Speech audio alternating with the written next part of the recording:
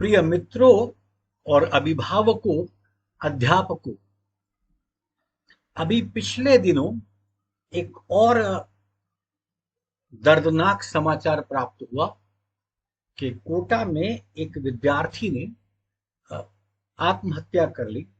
मनजोत उनके नाम है और पता लगा ये 17वीं आत्महत्या है इस सेशन के शुरू होने से लेकर अब तक। और ये सेशन अभी अप्रैल में शुरू हुआ है। तो अप्रैल, मई, जून, जुलाई, अगस्त, 6 महीने के अंदर एक 17वां बच्चा वहां पर आत्महत्या कर लेता है, ऐसा कहा गया। कुछ लोगों का कहना है उसके परिवार वालों का उसकी हत्या हुई।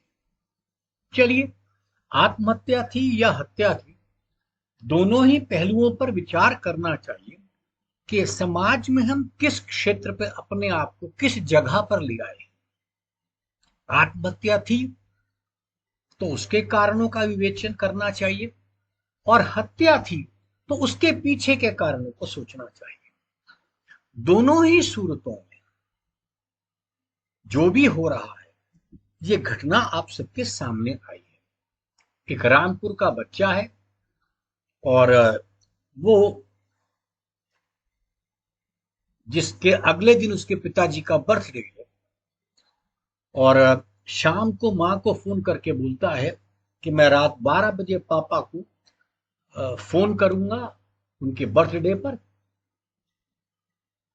अब रात को फोन नहीं करता है, अगली सुबह माँ बाप उसको फोन करते हैं तो वो फोन नहीं उठा रहा है।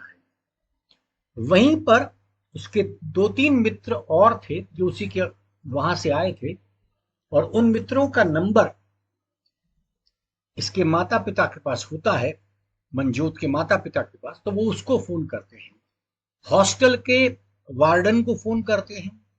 अच्छा, बच्चों को कहते हैं कि मनजोत से बात नहीं हो रही है, जरा आप उससे हमारी बात करा दो, देखो उसके कमरे में जाकर वो फोन क्यों नहीं उठा रहा। अब ये जो बच्चे हैं ये भी अपने कमरे से उसको फोन करते हैं, तो उसका फोन नॉट रिप्लाई आता है, उठाता वो नहीं है। तो धीरे धीरे वो उसको वेट करता है। फिर बच्चे घर से बाहर मतलब अपने कमरे से बाहर निकल के हॉस्टल के वार्डन तक भी तब तक एक समाचार आ जाता है। तो उसके बाद वो वहां जाते हैं और उन बच्चों को ढूंढने की कोशिश करते हैं, बाहर दरवाजा खटखटाते हैं, कोई आवाज नहीं आती। उसके बाद दरवाजे को खोला जाता है, वहां पर अंदर एक बच्चा मनजोत जो है, उसके पीछे के हाथ बंधे हुए हैं, मुंह के ऊपर कुछ प्लास्टिक चिपका हुआ है, और बस ये स्थिति वहां मिलती है। सांस लेकर देखते हैं कि बच्चे में सांस नहीं है, तो पुलिस को समाचार दे दिया जाता है। बाद में तफ्तीश में एक बात ये भी पता लगती है कि स्थिति इस तरह हो चुकी थी कि उन कमरों के अंदर, उन दरवाजों के अंदर, मतलब जो वो पंखे हैं, उन पंखों के ऊपर एंटी सुसाइड डिवाइस लगाई गई है। और ये डिवाइस अभी कुछ वर्ष पहले ही बनी है और कोटा में बहुत हॉस्टल्स ने लगा दी है। कुछ लोगों ने अपने हॉस्टल में जो पंखे हैं, पंखे को जाली में कर दिया है ताकि बच्चे वहां सुसाइड ना कर सकें। इसका सीधा सा अर्थ ये हो रहा है कि वहां पर हॉस्टल वालों को, अध्यापकों को, अभिभावकों को, सबको पता लग रहा है कि यहाँ पर चांसेस हैं, इसकी संभावना है कि बच्चा आत्महत्या कर सकता है। तभी तो आप कमरे में एंटी सुसाइड डिवाइस लगाएंगे पंखे में, या कमरे को जाले, पंखे को जाले में करेंगे। कब करते हैं आप? छोटा बच्चा होता है वो बिजली के प्लग में उंगली न डाल दे, उसके लिए प्लग आप लगाते हैं, उसको पता है बच्चे को समझ नहीं है। लेकिन पंखे से अपने आप को लटक कर आत्महत्या करनी है, ये तो एक बच्चा जानता है। इसका मतलब आपको इस बात का अंदेशा है कि कोई ना कोई चलो ऐसा कर सकता है, और क्योंकि कर रहे हैं हम, अब अंदेशे की बात तो क्या करनी, कुछ हो रहे हैं, तो आपने इतनी प्रिकॉशंस ली हैं। सवाल यह है कि समाज इस स्तर तक पहुंच गया, क्या आपके कमरे में, हॉस्टल में आपको एंटी सुसाइड डिवाइस लगानी पड़ रही है? इसको थोड़ा समझना चाहिए। हमारे पास जो बातें सामने आती हैं, ये बच्चा जो है, ये 93 93% अंक बोर्ड में प्राप्त करके कोटा इसी वर्ष आया था। तो इसको आप कम से कम एक अबव एवरेज बच्चा तो कह ही सकते हैं, होनहार भी कह सकते हैं कि काफी हद तक बच्चा एक सोच के अंदर था, एक मतलब एक लेवल पढ़ाई का उसने कुछ प्राप्त कर लिया था। दूसरी बात, इसको सबसे पहले कहा जा रहा है कि इसने आत्महत्या की थी। तो आत्महत्या में, अब आत्महत्या जो की उसके पीछे का कारण समझिए। देखिए, कारण बाद में आते हैं लेकिन उस घटना पर आते हैं। उस कमरे में बच्चे ने अपने चिट पर सॉरी लिख करके टेबल पर चिपकाया है और हैप्पी बर्थडे का दूसरा पर्चा चिपकाया है।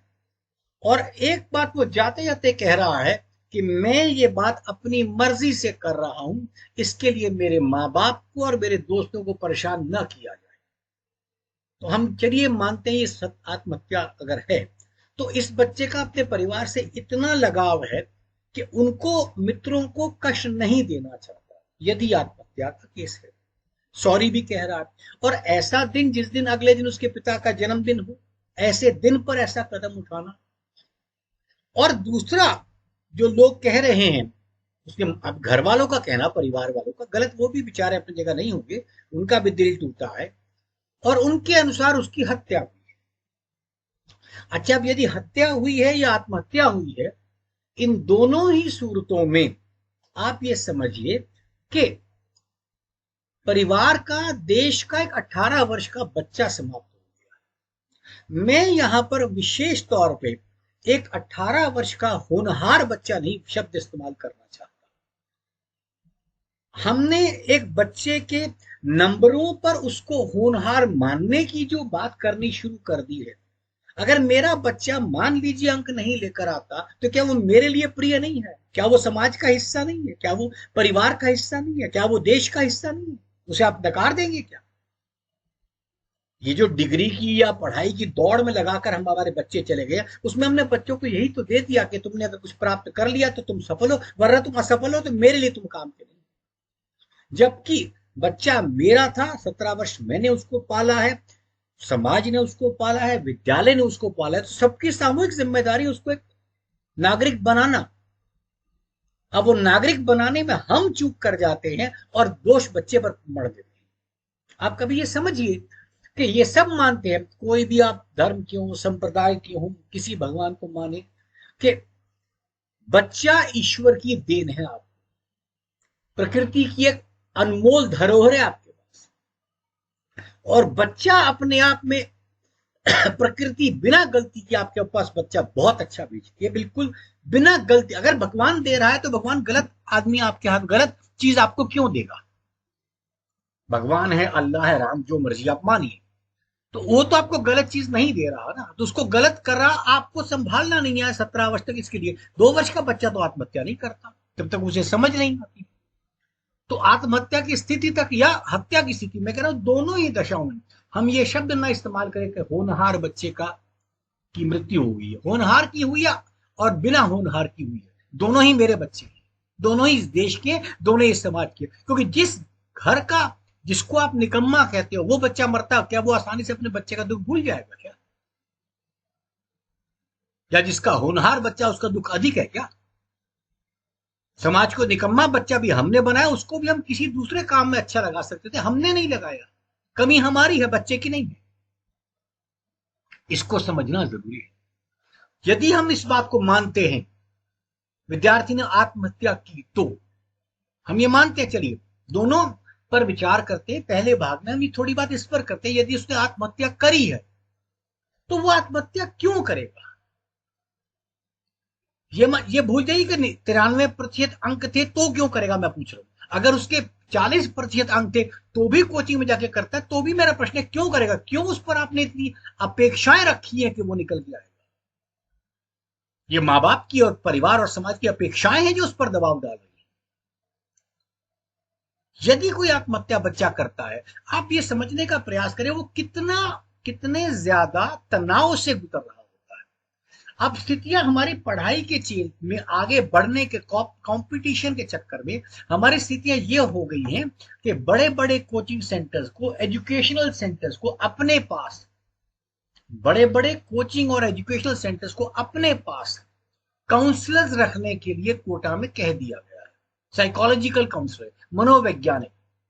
मतलब एक बच्चा साधारण रूप से बड़ा भी नहीं हो रहा है क्या, 17-18 वर्ष की उम्र हुई बच्चे की, और उसको आपको मनोवैज्ञानिक रूप से समझाना पड़ रहा है। आपने उसके मन पर ऐसे क्यों दबाव डाल दिया? तो आत्महत्या करने वाला बच्चा एक ऐसे मानसिक तनाव में होता है जिसे वो सहन नहीं कर पाता।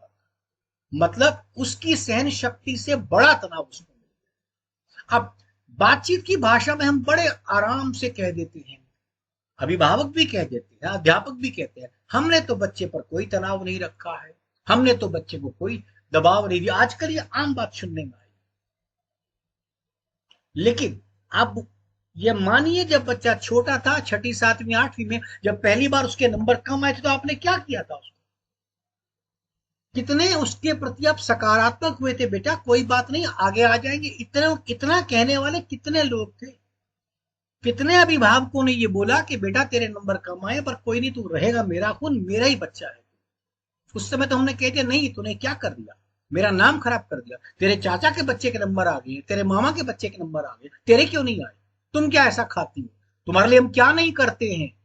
आप शब्दों को ध्यान दीजिए, तुम्हारे लिए हमने क्या नहीं करते हैं। मैं अपने घर से दूर रह के काम करता हूँ बेटा, तेरे लिए तो करता हूं मैं। ये जो शब्द है ना, ये शब्द छोटे छोटे तीर की तरह चुभते हैं उस बच्चे को। उसने तो आपसे नहीं कहा मुझे पैसा ला के दो, लेकिन आपने दबाव डाला। उसके बाद दूसरा रहता है पारिवारिक दबाव, मित्रों का, समाज का। ये पूरा रोल एक समाज का है। समाज में भी आप किसकी प्रशंसा करते हैं? हर स्कूल, हमारे उस बच्चे को देखिए कि हमारा बच्चा टॉपर है। हर एजुकेशनल सेंटर का मतलब क्या हुआ कि हमारे बच्चे इतने नंबर लेके आए, तो जो कम नंबर लेके आए उसकी जिम्मेवारी किसकी है? तो बच्चा नहीं करता। आप देखिए इसका इनडायरेक्ट प्रभाव देखिए कि बच्चे के नंबर आए हैं तो हमने दिलाए हैं, और नहीं आए तो बच्चे के नहीं आए। मतलब सफलता है तो इंस्टीट्यूशन की है, और अगर असफल है तो बच्चा असफल है। ये तो ये तो मतलब कैसी बात है कि आप सफल हैं तो सफलता का श्रेय तो मैं लूंगा, लेकिन उसकी असफलता का श्रेय उसे दूंगा। ये सोचना बहुत जरूरी है। और इसको और थोड़ा सा गहरे में सोचने की आवश्यकता है कि अगर बच्चा नीट करके, जेई करके डॉक्टर बन गया, इंजीनियर बन गया, तो क्या सफल हो गया? क्या वो सुखी बन गया? अगर ऐसा होता तो आईआईटी में सुसाइड्स नहीं होती। अगर सिर्फ आईआईटी जाना ही एक ध्येय होता तो आईआईटी में सुसाइड नहीं होती ना। आईएएस भी सुसाइड कर लेते हैं, तो आईएएस के बाद भी सुसाइड हो जाती है। तो आईएएस करके भी सुसाइड हो रही है, आईआईटी करके भी सुसाइड हो रही है, डॉक्टर्स भी सुसाइड कर रहे हैं। तो इसका कारण क्या हुआ? इनमें से कोई भी चीज आपको सुसाइड से रोकने में समर्थ नहीं रही। तो आपको जानना पड़ेगा सुसाइड का कारण क्या रहा। दबाव हमारे पास घर का हो, बाहर का हो। देखिए, एक दबाव आवश्यक है अपने आप को बेटर करने के लिए। मैं अपने जीवन को और अच्छा करना चाहता हूं, मुझे लगता है ये खराब है, इसको मैं अपने आप को बेहतर करना चाहता हूँ। ये एक सकारात्मक दबाव है। लेकिन एक नकारात्मक दबाव आ जाता है जिस समय आप कहते हैं नहीं तेरे से नहीं हो रहा है, नहीं तुमसे नहीं होता है, तुम तो शायद कर भी नहीं पाओगे, मुझे तुमसे बेकार ही उम्मीद मैंने तुमसे रख ली है। ये सारे शब्द एक दिन में दबाव नहीं होता है, ये बात समझिएगा। एक दिन में एक घटना किसी चीज को प्रेसिपिटेट करने के लिए, इंस्टिगेट करने के लिए तो हो सकती है। एक घटना से कोई बच्चा, अभी आप पढ़ेंगे, माँ ने बच्चे को मोबाइल नहीं दिया, उसे सुसाइड कर दिया, अखबार में वो छप जाएगा। लेकिन वो सुसाइड मोबाइल से नहीं हुआ है, उससे पहले का ग्राउंड पहले तैयार हुआ है। बहुत सी घटनाएं बच्चे के मन में धीरे धीरे करके एक ऐसा ब्लैक होल बनता गया, एक ज्वालामुखी बनता गया, जो आपकी उस घटना में ब्लास्ट हो गया है। हम घटना के ऊपर पीछे पड़ जाते हैं, उस ज्वालामुखी को नहीं समझते। तभी आप ये जानने की कोशिश करें। मैं इसके अगले अंग में आपको बताऊंगा कि जो आत्महत्या करते हैं उससे कितने गुना लोग प्रयास करते हैं, कितने गुना लोग सोचते हैं, और जीवन में कितने गुना लोग एक बार, कम से कम एक बार सुसाइड के बारे में सोच लेते हैं। ये पहले तो नहीं था, ये हमारे विकास ने हमको दिया है। तो इसका मतलब विकास अभी अधूरा है। मैं, विकास जो हुआ है मैं उसके विरोध में नहीं हूं। हमारी भौतिक आवश्यकताएं बहुत बेहतर हुई है, उनका सम्मान है, लेकिन अभी यात्रा शेष है, इतना समझना जरूरी है। अगले अंक में हम इसके बाद बात करेंगे। धन्यवाद।